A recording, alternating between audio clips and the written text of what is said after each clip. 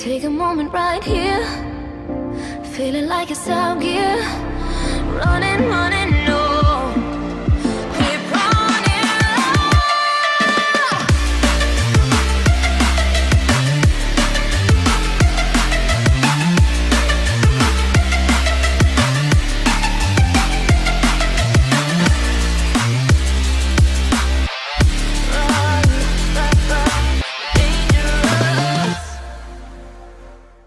There are so many things going on in this chapter, but I can tell you what, do not get mad that we have not gotten the God Valley that we really wanted, right? Because we're gonna get it from a different pirate's perspective. And what do I mean by different pirate? I mean like somebody that was in the midst of Roger versus Garp, or it could be Rock's Pirates versus Roger.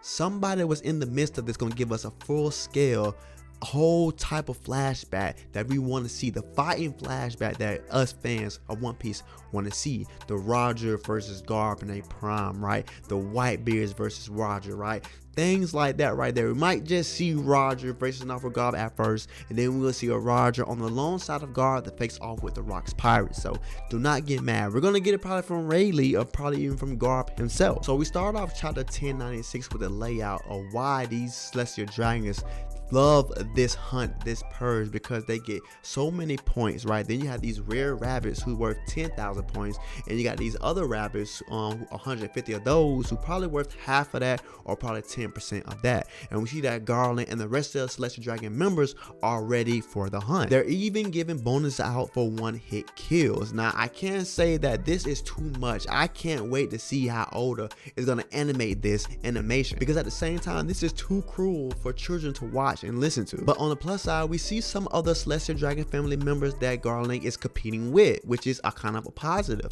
And then we see that there's plus 200 of noble hunters hunting in this purge. And the most crazy thing about this is the hunt starts in an hour, and you see Garland and the rest of the Celestial Dragon people unaliving people even hours before the hunt begins. Meanwhile, we fast over to the HQ of the Marine Corps, and we see a young Garp and a young Kong. And what Kong and Garp did was give us a flashback on why this God Valley incident actually happened with the treasure boxes, right?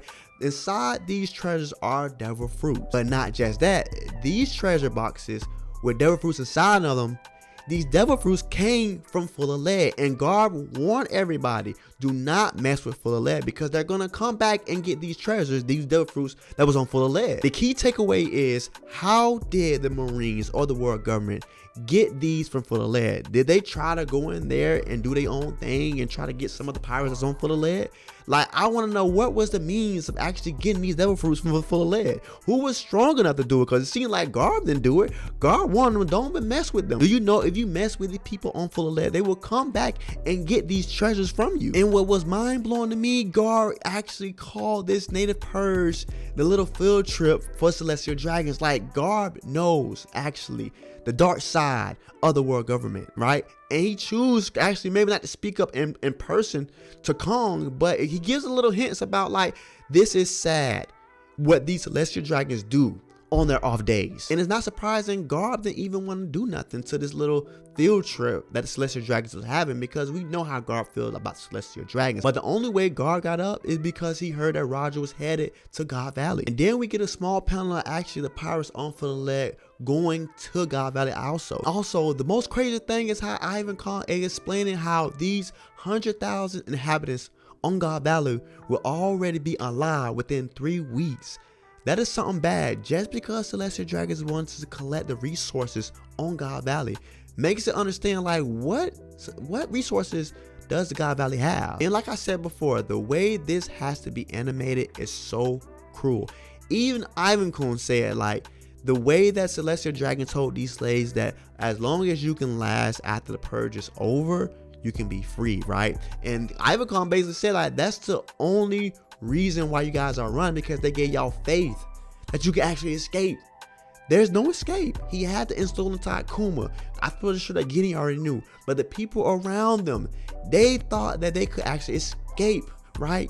This forsaken land. And then we see a young Saint Garland actually have over 100,000 points already, and it's not even within an hour maybe of the purge. And then we get more details of Ginny actually explaining what's in the treasure box, right? And I feel like Ginny and Oda, it's really Oda, got so much heat on what Ginny actually said about Kaido's Azure Dragon Fruit. But first, Ginny actually explained to everybody else that these dragon fruits are our way to freedom, right? Because of the certain dragon fruits they are, right? You got Kaido's dragon fruit actually can fly anywhere, free anybody, can get far away from God Valley. And then you got Kuma's Paw original fruit, right? That can transport you anywhere. Now, what Ginny basically said is her opinion, right? The way that we understand people's power level is how people think about other people, right? Ginny's not wrong to feel that Kaido's fruit is the most strongest. She's not wrong for that, right? That's the only thing she might know. No. Now, for people's other distance, they probably think that Kizaru has the most powerful fruit, right? So it's like, it's all up to what people think and have their own ideas. And Ginny feels like Kaido fruit is the strongest fruit, right? That's somebody. It's objective, right? People think different things. Like, I feel like Ace is stronger to a lot of people, even though he died. I feel like Ace was very strong, right? Some people might think Ace was not that strong. He can't use hockey. Still, it's all objective how you feel. Now, I'm not one to say Kaido devil fruit is weak. Kaido, we seen Kaido fruit in the full flesh, right? Luffy could not stand toe to toe in Kaido's fruit. Luffy had to awaken his devil fruit to beat Kaido, right? And we seen that, Luffy walked the dog with Kaido. That's another story for anything else. But we still have to say that that is Ginny's opinion. It's all objective, right? Ginny feels like Kaido has the strongest fruit. And maybe some people feel like Kuma devil fruit is the strongest in One Piece. Maybe it is, but it's all objective. It's the way how you feel. But we got clarification that it was Ginny who actually leaked through the transponder snail about the treasures on God Valley, and that's why this whole mug is happening, is because of the mastermind of Ginny. But I can say for Ginny's age, she's very smart. She had the decoy actually being the battle between all these pirates, and her and Ivankov can actually sneak these devil fruits to get off this island, and Kuma actually wanted to be the decoy. All in all though, Kuma had a bigger motive, right, and a bigger role in this whole plan. But the most exciting thing is actually happening on the next panel, where we see these young Rocks pirates, right?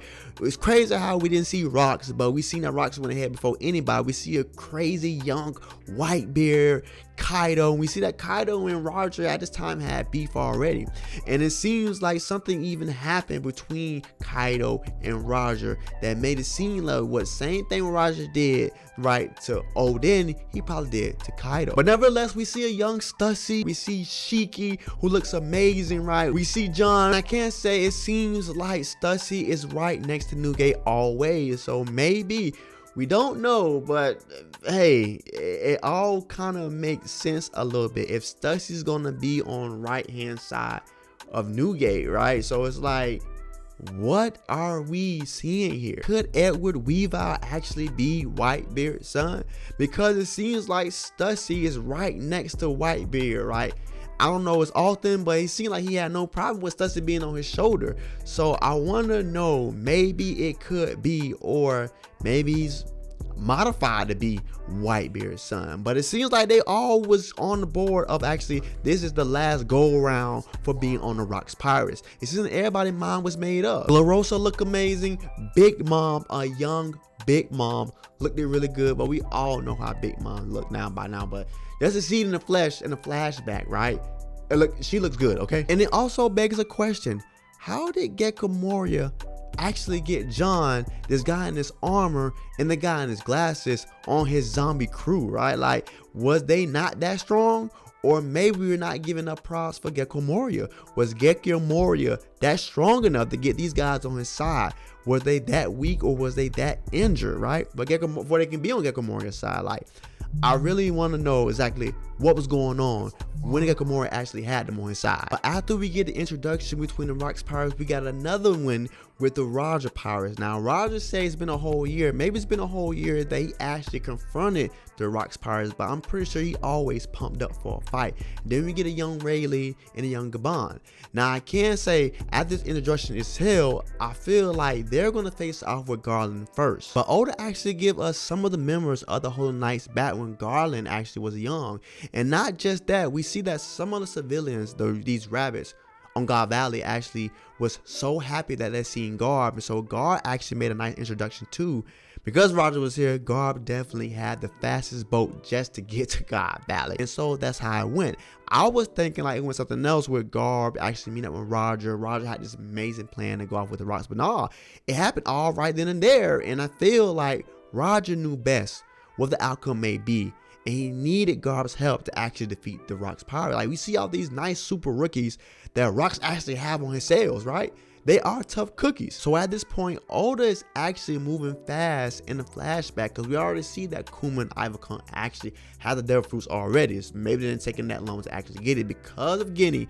Her master plan was amazing. But we seen that Big Mom actually rushed Ivankov from eating Kaido's devil fruit. And we see that Ivankov told Kuma, hurry up and eat the fruit and don't think. But before you know it, we seen that Kuma actually ate devil fruit, and we seen Jay Garcia Saturn hit some speed blitz Kuma, right? And this was the most epic thing Kuma ever said, right? Kuma wanted to get there freaking save everybody, like Nika save everybody, right? And the amount of aggression that Jay Garcia Saturn had on his face between the interaction between Kuma and Jay Garcia was breathtaking. The way that Kuma said to Jay Garcia Saturn, like, why we have to be born a slave? Why do you have to be born so important, right? What is it to live if you're being born a slave? Why should you be born important, right? I know in the anime, this panel is going to be so epic. And that's why I had my artists, right? I had my artists actually give us this animated panel, because I know it's going to be epic in the anime.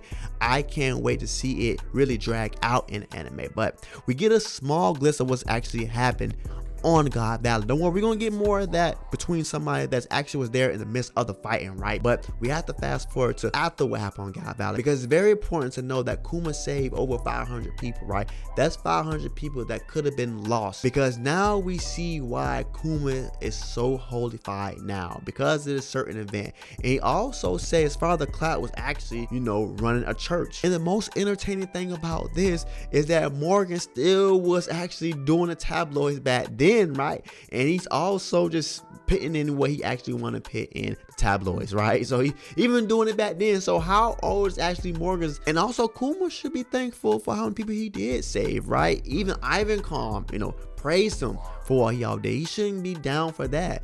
Even the most key thing I can say, that Ivankov called Kuma's hands the hands of liberation, right? So now forever he will think that he will be a part of Nika, or that he did the things that Nika could do. So he should feel courageous of actually what he did. But this time is short spending with Ginny, Kuma, and Ivankov, because Ivankov actually sell, because he's gonna use his freedom to the fullest, right? So Ivankov sells off, right, and does his own thing. And we see that Ginny and Kuma is there, right? So they try to make enough money on Cerberus Kingdom, right? They try to make enough money for they can actually get their own food, right? Just ain't like Toma and Wano, right? We feel the same way how Ginny feel now, bro. We know how Ginny feel, right? So you use Kuma to actually cut down the laws, right? For they can get money and they can buy their own food. Where we see the kids actually picking on Kuma because they don't believe Kuma is 9 years old. We see that, you know, Kuma healing up everybody, using their fruit already at 9 years old in an amazing way. So we can't say that Kuma's a very smart individual. And at the same time, we see that Ginny took full charge because she's 4 years older than Kuma. But at the same time, in the shadow, we see that maybe this could be Bonnie's mother because of the way that she eat, right? The big, huge appetite like Bonnie. So at the end of the day, these two are happy of what they have right now, right? Like, they came from being slaves at 4 years old, both of them, right? And they see how so much things they have in common. So now they're free from being slaves. And now they can afford their own food, right? And they're so thrilled, they're so happy, they're so joyful. And they're living in this moment right now. This moment is something special because we've seen that going forth, that maybe they became husband and wife. And I felt like it all made sense because we see that Ginny actually kind of looks like Bonnie almost, right? And we see that Ginny actually shares the same characteristics as Bonnie, and Bonnie shares the same characteristics as Ginny. So that is chapter for 1096. So we have to move on to the next chapter. Now 1097 starts off different from 1096. Now 1097 is we get a whole pathway of Kuma and how he aged and the things that he lived up to, and also how he actually joined the revolutionaries. But the most important thing that I got from this chapter is Dragon. Dragon clarified that he was once in the Marines. Now all we have to understand is what was his position, right? Did he could become a commodore? Did he become a captain? Was he a rear admiral? Like we all knew that actually Dragon would fall in the footsteps of his father Garp, and we just didn't know just as much. But it's clarified, Monkey D. Dragon was part of the Marines, but he did not seek justice there. I can see it as the panels go past that once we get a hold of Garp again inside this manga, that we're gonna have a panel between Garp and Dragon relationship. Basically Garp is telling Dragon to turn a blind eye to, that he got nothing to do, that he really cared nothing about what Celestial Dragons do. And we can see that Dragon probably gonna explain to his father, like, you're letting these things go by. Look what the Celestial Dragons do. Look what their habits are. Look at the purge. Like, how can you let this go by? How can you still work for people like this? You know what, Dad? I'm gonna find justice somewhere else. I'm gonna create my own justice. And I feel like that's where Dragon part ways from his father in the Marines. Hopefully we get that panels when we get back to Garp, because we know we may be seeing the last moments of Garp. So hopefully we get some of Garp flashback between his kids, like Dragon, because of those things go between your mind when it's your last moments. Life flashes between your eyes, right? And it seems like the worst case scenario, when things come to an end, you also look back on things that you regret. And I feel that he definitely regret relationships between his son, right? God regret relationships between Dragon, because maybe he could have did something to the Celestial Dragons. Maybe he could have also did something that helped his son actually feel better for doing what he actually doing, and that's actually being the captain of the Revolutionary Army. And it's not just that. We've seen the worst came with Ginny actually being kidnapped by the Marines. Now it's theorized that this person with his feet in the cape has to be somebody like probably Rear Admiral or above to actually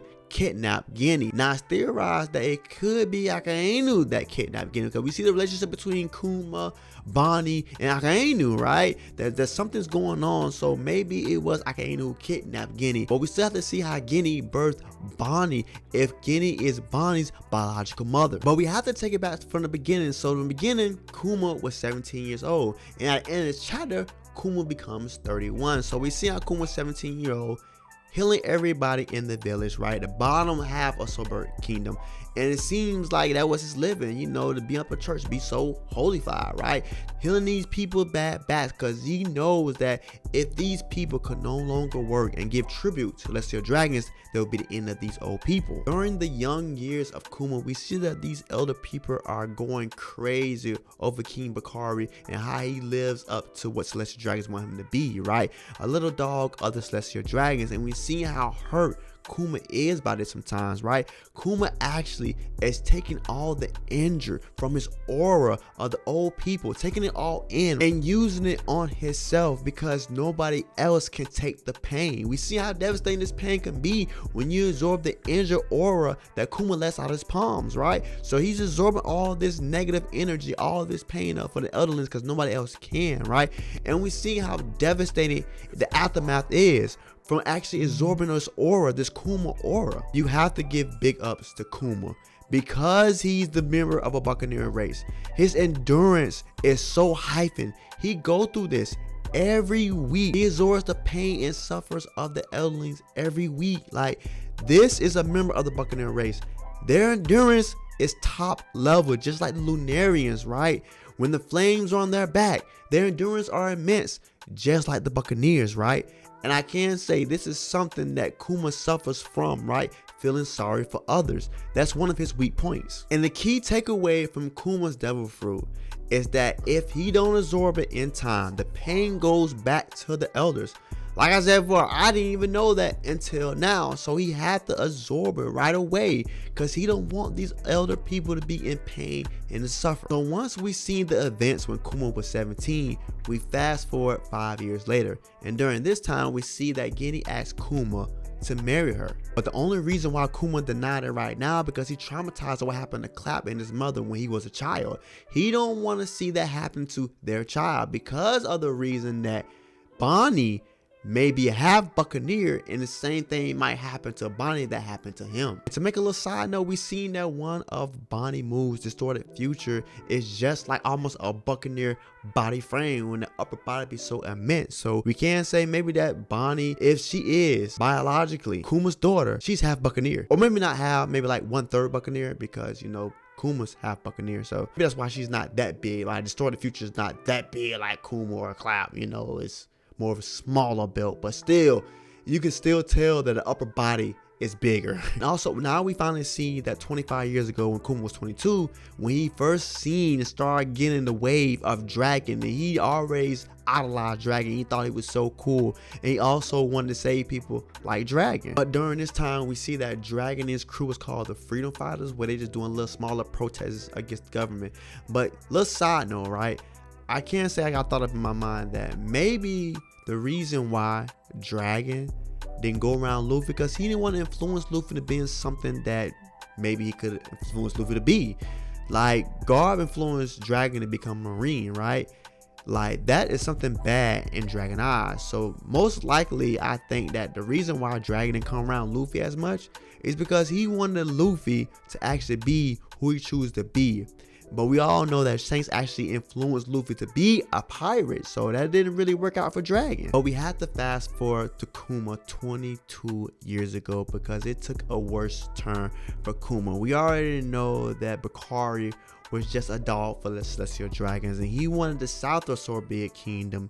The people on the south, you know, if they could not pay tribute, they're gonna get locked, or even worse, they could just be unalive. So we seen that Kuma took a charge and told them that the people on the south, they're not gonna be slaves, because we know what Kuma actually was, a slave. He grew up in being a slave at 4 years old, being a slave. So he did not want that for people. The people that he healed throughout and taking their pain and misery weekly by weekly for these people, he's not gonna sit by and watch them become slaves. So he took charge on himself to attack the kingdom. So once we see Kuma battling out with the royal army on Sorbet Kingdom, we see a little glimpse of what King Bakari was actually talking about, how the north is basically Celestial Dragon territory where they pay tribute, and the south of the Sorbet Kingdom is a lawless area. And so the people who live on the south, the royal army, anybody can do anything to the people of the south, and it's really disgusting. But unfortunately, this battle with the royal army against Kuma turned out to be bad for Kuma because he definitely got locked up. And it was not far away for Ginny to actually be locked up, coming behind Kuma trying to save Kuma. And I'm pretty sure the only way Kuma got caught is for the royal army to actually start harming people, right? For he can eventually give up. But nevertheless, in this prison, this is where Kuma and Ginny and other people around them clarified that there's something that needs to be done. Kuma knew where he stands in Sorbet Kingdom, and Ginny knew what she had to do, right?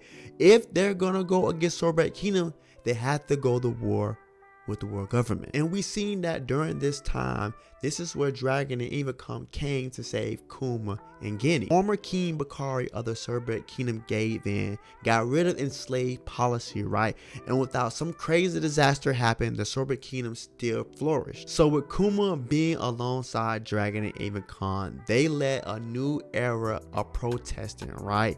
And even the events for Orahira, right? They took up arms, right? And they transformed themselves to be the Revolutionary Army.